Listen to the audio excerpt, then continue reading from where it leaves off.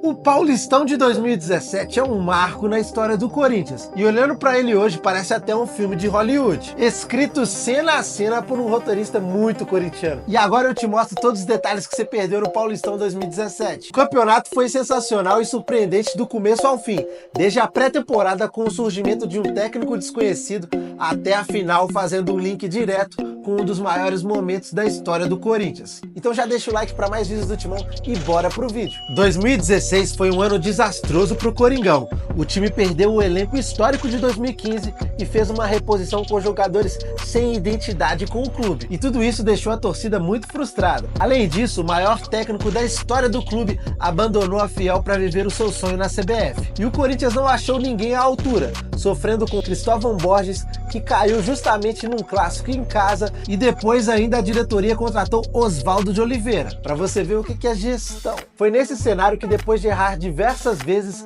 o cargo caiu na mão do então desconhecido Fábio Carilli, que já estava no clube há anos trabalhando principalmente na organização dos sistemas defensivos, zagas que ajudaram o time a conquistar o Brasil, a América e o mundo. Depois de gastar muito mal na janela do começo de 2016, o Timão estava sem muita grana para investir. Ali era o começo da alavancada da dívida que afundaria o clube nos anos seguintes. Por isso, um velho conhecido foi contratado, mesmo fora de forma e desacreditado no mundo do futebol, depois de muitas polêmicas em Atlético Mineiro e Internacional. Jô voltava ao Corinthians mais de 10 anos depois de ter saído para ter sua última chance na carreira. E naquele momento ele já era dado até como um ex-jogador. Tanto que quem começou o ano como titular foi o gringo da Fiel, nosso querido Casim, que vinha do Coritiba com uma esperança de gols para 2017. Que fase! Foi nesse contexto que surgiu a brincadeira da quarta força, quando numa discussão em um programa de TV, o Corinthians foi colocado como inferior aos seus rivais paulistas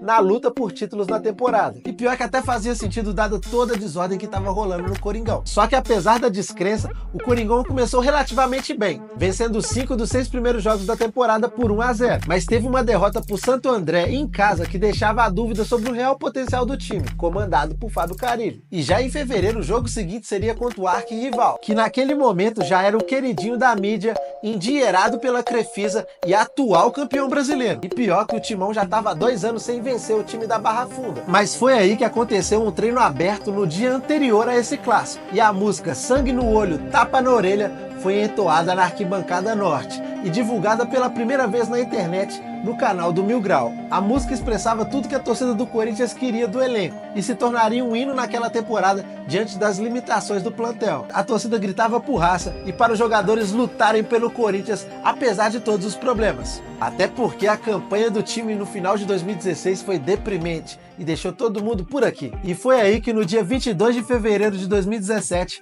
cerca de 31 mil pessoas em Itaquera e milhões ao redor do mundo viram a história ser escrita diante dos seus olhos.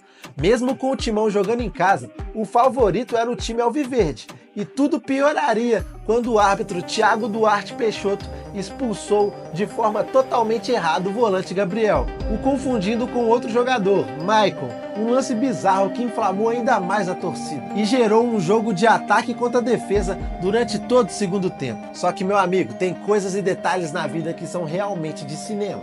O atacante titular naquela partida era Casim, que fez inclusive um ótimo jogo. Só que depois dos 40 minutos, ele sentiu uma fisgada e teve que ser substituído. Aos 42, Jô entraria e 36 segundos depois, num contra-ataque fatal, receberia um passe de Maicon e faria um gol que será sempre lembrado, que gerou um dos maiores gritos de euforia da história do estádio corintiano e mudou para sempre a trajetória do Timão naquele ano. Vale lembrar que o Jô foi revelado pelo Timão ainda muito jovem, e ele era um irmão mais novo de outro jogador da base do Corinthians, que perdeu a vida num acidente de carro na Avenida Aricanduva, ali próximo à Zona Leste no começo dos anos 2000, fato que marcou sua vida para sempre e provavelmente influenciou um pouco nos problemas que o atacante do Timão enfrentaria com o álcool. Mas em 2017, o Jô era um novo homem de fé e, ao lado de sua família, viveu aquela noite como um sinal divino de que ele finalmente estava no caminho certo. O time naquele momento tinha alguns jogadores da base, como Maicon e Arana, que seriam fundamentais durante a temporada. 2 semanas depois, mesmo em um bom momento, o Timão quase foi eliminado na Copa do Brasil contra o modesto Brusque de Santa Catarina. Depois do 0 a 0 a partida foi para os pênaltis e o Corinthians só não foi eliminado porque Carlos Alberto, ex-volante lateral que estava em um dos piores elencos do Timão em 2007, 10 anos antes, errou a primeira das cobranças alternadas. Certamente, se o Corinthians tivesse sido eliminado, o trabalho de Fábio Carille sofreria fortes críticas e balançaria, e talvez nada do que veio depois disso teria acontecido. Dias depois, outro clássico contra o Santos serviria para afirmar o bom momento de Jô, lhe dando a alcunha de rei dos clássicos. Ele fez o gol da vitória com essa camisa aqui da temporada 2016-2017, que inclusive eu ganhei de presente do Luciano Rudóias, que é um dos melhores vendedores de camisas antigas do Corinthians na internet. Eu vou deixar o link do perfil dele na descrição para quem gosta de camisas antigas do Coringão. Dali em diante, o Timão seguiria imbatível até a segunda fase do Paulistão, e nas quartas enfrentaria o Botafogo de Ribeirão Preto. Naquele ano foram 2 jogos nessa fase de quartas de final, e depois de um empate sofrido fora de casa,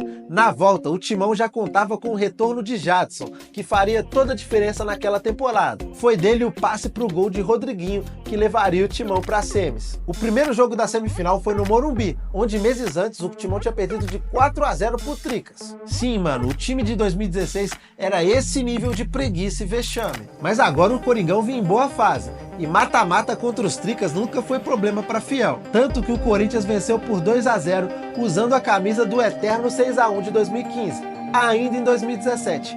Coincidentemente, essa camisa estreou um pouco atrasada em 2015 por medo de rejeição, mas ficou eternizada pelaquela goleada histórica. Ela acabou não sendo trocada em 2016, por ter sido pouco usada no ano anterior, e viveu para ser utilizada pela última vez justamente em outra vitória importante contra o tricolor do Morumbi. Uma semana depois, o Timão empatou em casa num jogo duro e garantiu a vaga para a decisão, onde enfrentaria a Ponte Preta, que surpreendentemente eliminou o Varmeiras e 40 anos depois reeditaria uma final histórica contra o Corinthians. O primeiro jogo da decisão foi a estreia da camisa nova, justamente em alusão ao título de 77, e naquele dia o Timão daria um show. Nesse momento ninguém percebia ainda, mas aquele time estava extremamente embalado e entrosado. Tanto que construiu uma sequência de 34 jogos sem perder, que o levou inclusive ao título brasileiro no segundo semestre. O Timão não perdia desde 19 de março para a Ferroviária fora de casa, e só iria perder de novo no dia 19 de agosto. 5 meses inesquecíveis, fomos felizes. Tanto que o primeiro jogo da final ficou 3 a 0. Um placar que decretou o título do Paulistão de 2017. Na semana seguinte, no dia 7 de maio, Romero selaria a campanha com um gol bem Corinthians, num empate que serviu para garantir a taça para um time que começou desacreditado, zombado, mas que com trabalho duro, organização defensiva, joias da base brilhando e a volta por cima triunfal de Jô, conseguiu fazer o que parecia impossível. Um time que marcou uma geração de torcedores e nunca será esquecido. Conseguiria ainda algo maior naquele ano, mas isso já é assunto para outro vídeo. Obrigado por acompanhar até aqui, meu nome é Johnny Kiff. Curte aí, se inscreve, segue para mais e me diz qual que é o próximo título do Timão que você quer ver aqui no canal. Tamo junto, um abraço e vai Corinthians!